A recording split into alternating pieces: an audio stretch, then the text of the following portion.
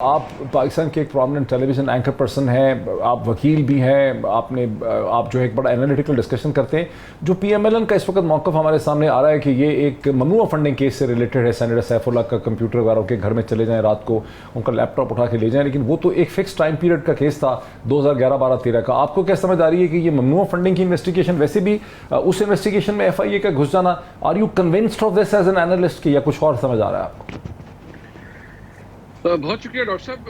دیکھیے، گزارش یہ ہے کہ حکومت وقت کا یہ کہنا کہ ہم ممنوع فنڈنگ کیس کی انویسٹیگیشن کر رہے ہیں، اب جو نوٹسز جن کا ذکر ملکہ بخاری صاحبہ نے بھی کیا وہ درست بات ہے. اسلام آباد ہائی کورٹ نے اس پہ آبجیکشن کیا کہ یہ جو نوٹسز ہیں قانون کے مطابق نہیں. پھر ان نوٹسز کو ریوائز کروایا گیا باقاعدہ طور پر ایف آئی اے سے. اب ایک بات جو کہ اس رپورٹ کے اندر جسے جو کہ الیکشن کمیشن نے دی تھی، اس کے اندر کچھ ایسی ڈسکریپنسیز تو خیر ضرور ہیں فیکچول، جن کے اندر معاملہ تو ایف آئی اے کے پرویو کے اندر آتا ہے اور ایف آئی اے انویسٹیگیٹ کر سکتی ہے.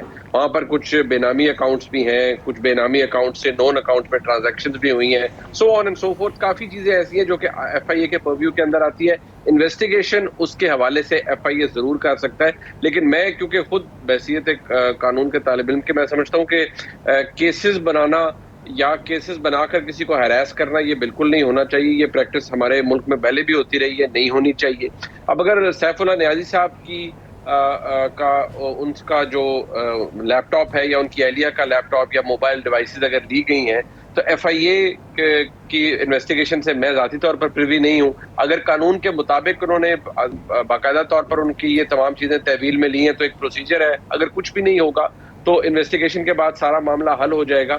لیکن ابھی جس طرح ملکہ بخاری صاحبہ نے کہا کہ فسطائیت بھی ہے اگر، اور کیسز بہت ولنریبل ہے پاکستان تحریک انصاف کے لوگ. میں ذاتی طور پر کنڈیم کرتا ہوں کہ سیاسی لوگوں کے خلاف خاص طور پر یہ سیڈیشن یعنی یہ جو بغاوت اچھا چلے منیب ہم یہ نہیں کہہ سکتے ہیں کہ یہ تو ہر دور میں ہی ہوا ہوگا.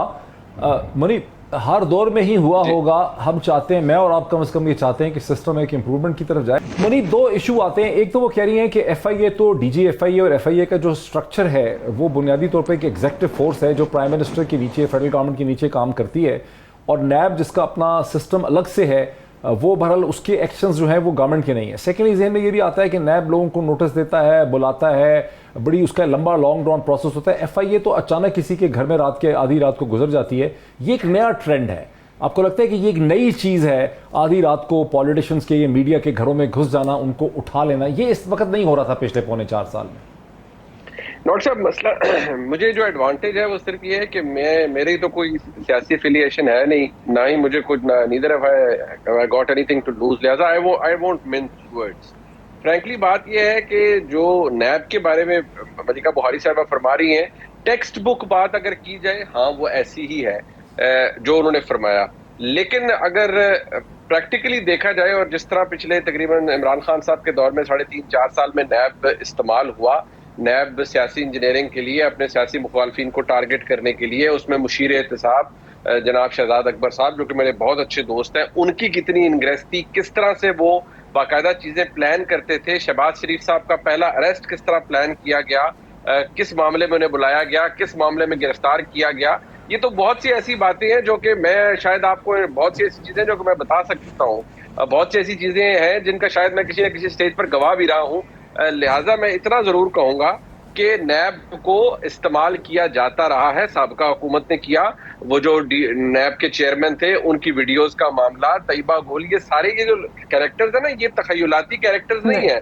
These people exist and these people were there. دوسری بات سر منیب صاحب، منیب فاروق، بالکل پرائما فسائے سبھی آپ کی بات مان لیں گے کہ نیب اس طرح سے کوئی آزاد خود مختار نہیں تھا اور حکومت کا اعلی کار تھا. اس کو سیاسی مقاصد کے لیے، پولیٹیکل انجینئرنگ کے لیے استعمال کیا، حکومت وقت نے کیا. نیب کی اٹانومی جو ہے وہ کویسچنبل ہے، لیکن نیب کا پھر بھی طریقہ کار یہ ہے کہ لوگوں کو نوٹسز دینا، ان کو بلانا انویسٹیگیشن کے لیے. لوگوں کو پتہ ہوتا ہے دفتن اچانک رات کو نیب ان کے گھروں میں نہیں گھس جاتا جس طرح سے ایف آئی اے ایک کرتی. ایف آئی اے تو ایک ٹول آف ہیراسمنٹ ہے نا، پولیس اور ایف آئی اے، کہ لوگوں کے گھروں میں گھس گئے، ان کی چیزیں اٹھا لیں، ان کو مارا پیٹا. ڈاکٹر صاحب طریقہ کار اپنا ہے نا. یہاں نیب نوٹس دیتا ہے جی کہ آپ کے خلاف کمپلینٹ آئی ہے جی، وہ کمپلینٹ کب فارمل انکوائری میں بدل جاتی ہے, انکوائری انویسٹیگیشن میں بدل جاتی ہے, بندہ اپیئر ہوتا ہے جواب دینے کے لیے, اس کو اس وقت پتا چلتا ہے کہ بھی آپ کو تو بٹھا لیا اور اریسٹ کر لیا ہے. یہ ہوا ہے, یہ پریکٹیکلی ہوا ہے. I can quote you cases جہاں پر یہ ہوا ہے, ٹھیک ہے. اور جو ایف آئی اے کر رہی ہے, میں بالکل کنڈون نہیں کروں گا, کہ میں نے تو پہلی دفعہ بھی آپ کو کہا کہ نیب رات کو آدھی رات کے بعد بھی لوگوں کے گھروں میں گھستی تھی. ڈاکٹر صاحب دیکھیے, آپ کیا نیب آدھی رات کے بعد لوگوں کے گھروں میں گھستی تھی؟ ڈاکٹر صاحب آپ ایکویٹ کر رہے ہیں, کیا نیب ہراسمنٹ نہیں کرتی تھی؟ کیا نیب لوگوں کو ہراس نہیں کرتی تھی؟ مجھے پہلے یہ بتائیے. نیب بھی کرتی تھی. جو بھی ادارہ ہے وہ میں یہ کہہ رہا ہوں کہ ہراسمنٹ کے بھی لیولز ہیں نا. سر بات یہ ہے کہ ایف آئی اے کے پاس ہراسمنٹ کے بھی لیولز ہیں. میں نے آپ کی بات مان لی کہ نیب کو, میں تو مان رہا ہوں کہ نیب کو ایز اے ٹول یوز کیا گیا. محسن بیگ کے ساتھ کیا کیا؟ بالکل, محسن بیگ کو تو میں 100 دفعہ کنڈیم کر چکا ہوں. ایف آئی اے کو بھی استعمال کیا گیا. جب محسن بیگ صاحب کے گھر میں ایف آئی اے کو بھیجا گیا, وہ والٹائل ہراسمنٹ تھی. جب محسن بیگ کے گھر میں ایف آئی اے کو بھیجا گیا, ڈاکٹر صاحب میں وہ والٹائل ہراسمنٹ تھی. دیکھیں منیب صاحب, جی دیکھیں منیب کا بہت ہی احترام کرتے ہیں اور ان کا تجزیہ جو ہے اس کا احترام کرتے ہیں, لیکن اتفاق نہیں کرتے. دیکھیں مماثلت دونوں میں بنتی نہیں ہے.